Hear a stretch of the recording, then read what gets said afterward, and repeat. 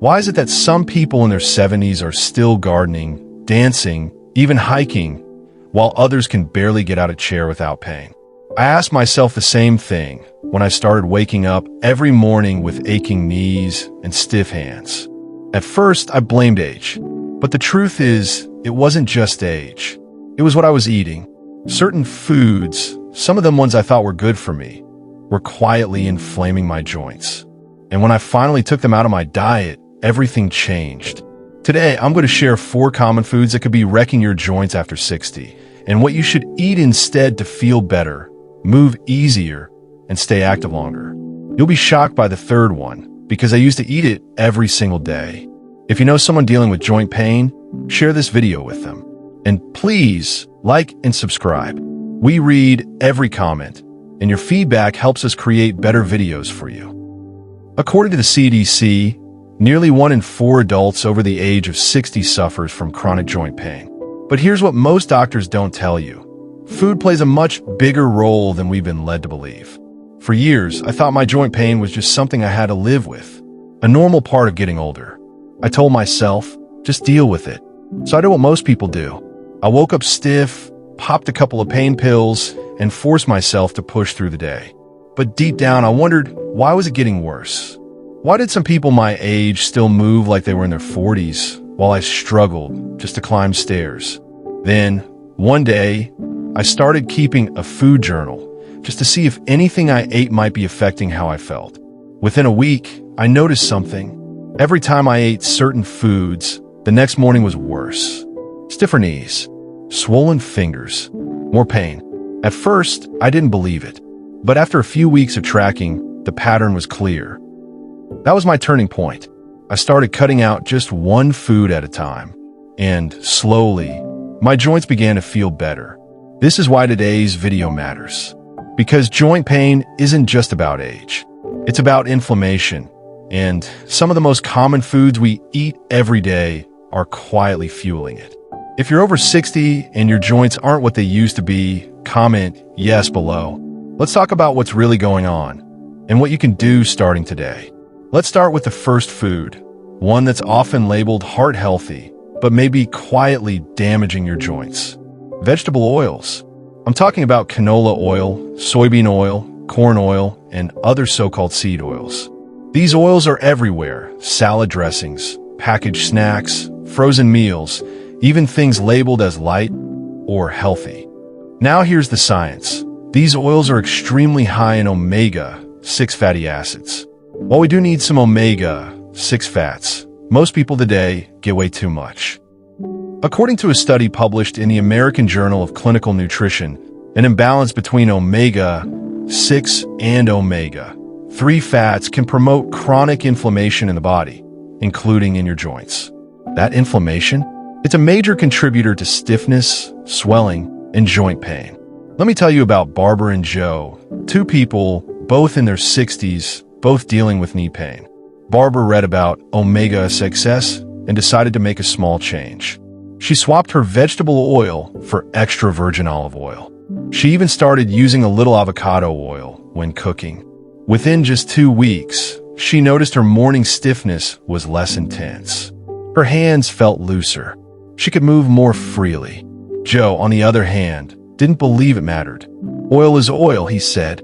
He kept cooking with canola oil, kept using store-bought dressings, and he kept dealing with swelling in his fingers and knees that made it hard to walk his dog or open jars. One of the most common myths I hear is, but aren't these oils better than butter? The truth is, many of these oils are highly processed, stripped of nutrients, and prone to oxidation when heated, meaning they can actually harm your body more than help. So what can you do? Here's the first actionable step. Go check your kitchen. Look at the oils in your cabinet and the ingredients on the labels in your pantry.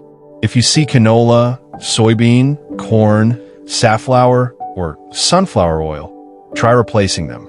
Use extra virgin olive oil for salads. Try avocado oil for cooking.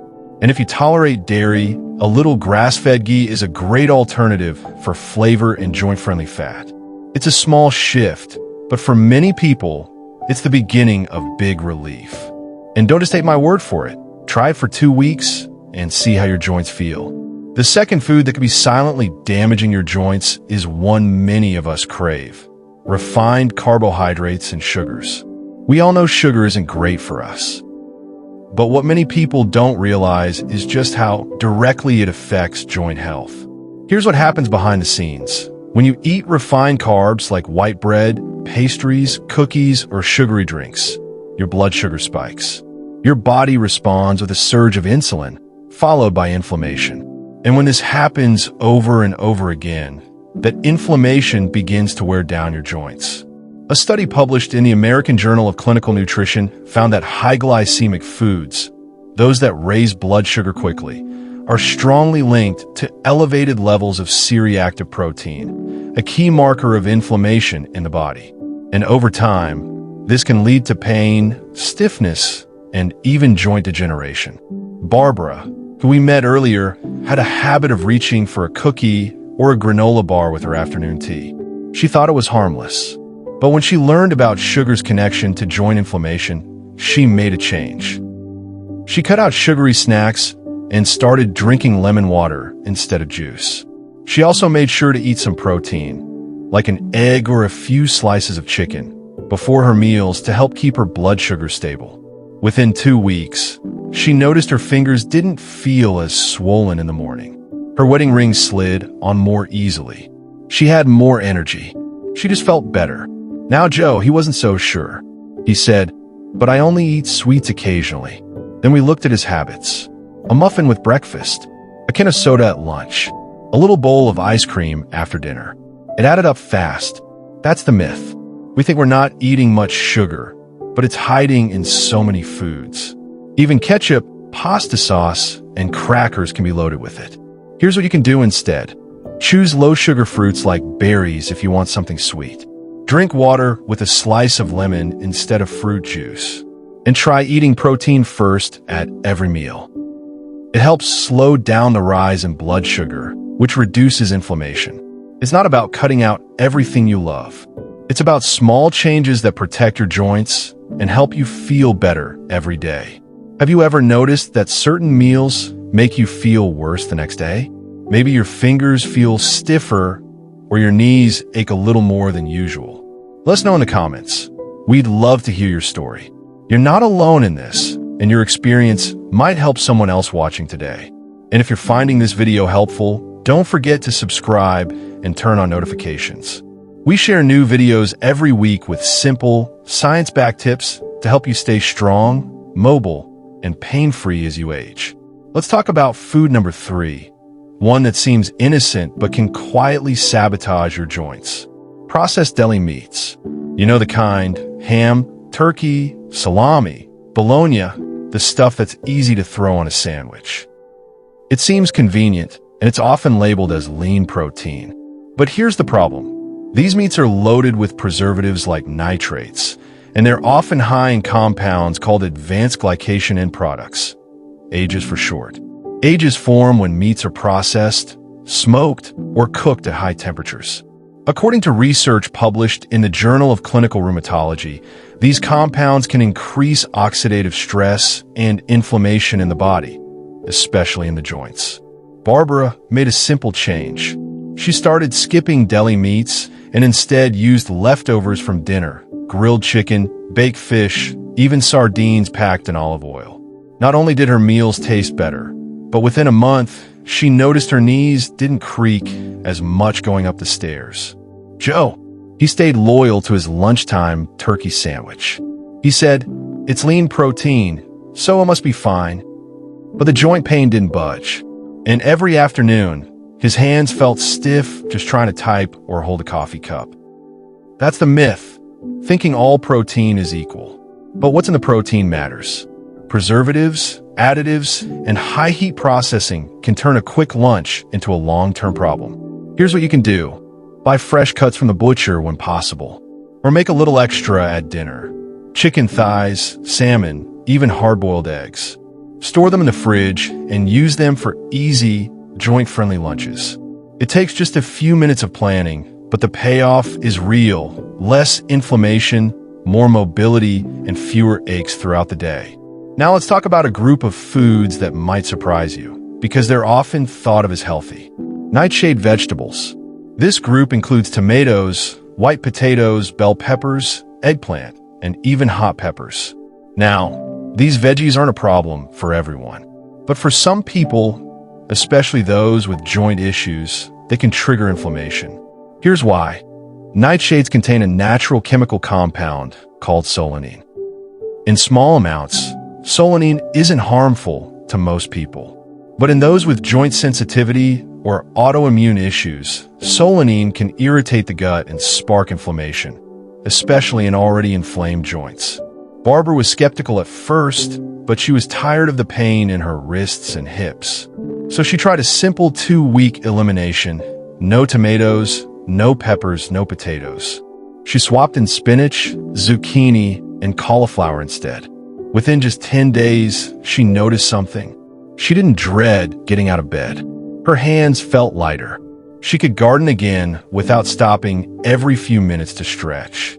Joe heard about it too, but he said, "Come on, veggies are always healthy." He kept eating salsa, mashed potatoes, and his favorite stuffed peppers. And the stiffness in his fingers didn't go anywhere. That's the myth, thinking all vegetables are good for everyone. But the truth is, our bodies are different. And just because something is healthy for most doesn't mean it works for you. Here's a simple experiment. Try cutting out nightshade vegetables for 2 weeks. Keep track of how your joints feel, especially in the morning or after long walks. If you notice a difference, you'll know your body might be sensitive to solanine. And don't worry, you can still eat plenty of vegetables. Try zucchini in place of potatoes. Use spinach in salads. Roast some cauliflower with olive oil for a satisfying side. It's not about restriction. It's about listening to your body and giving your joints the support they need.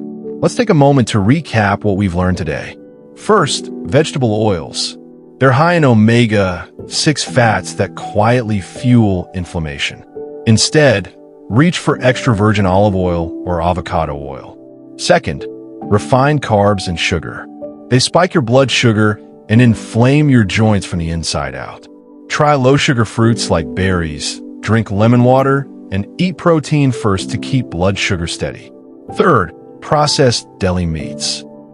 They may be convenient, but the nitrates and chemical compounds they contain can worsen joint pain. Opt for fresh proteins or leftovers from dinner instead. And fourth, for some people, nightshade vegetables like tomatoes and peppers can be sneaky culprits. Test it out with a 2-week elimination and see how your joints respond. Swap in anti-inflammatory veggies like spinach, zucchini, and cauliflower. Now here's the most important part. You don't have to overhaul your entire life overnight. Just start with one small change. Maybe you swap your cooking oil this week. Maybe you cut out soda. Each little step adds up. Your joints and your future self will thank you. And remember this, pain may be common, but it's not inevitable. You have more power than you've been told. You can feel better.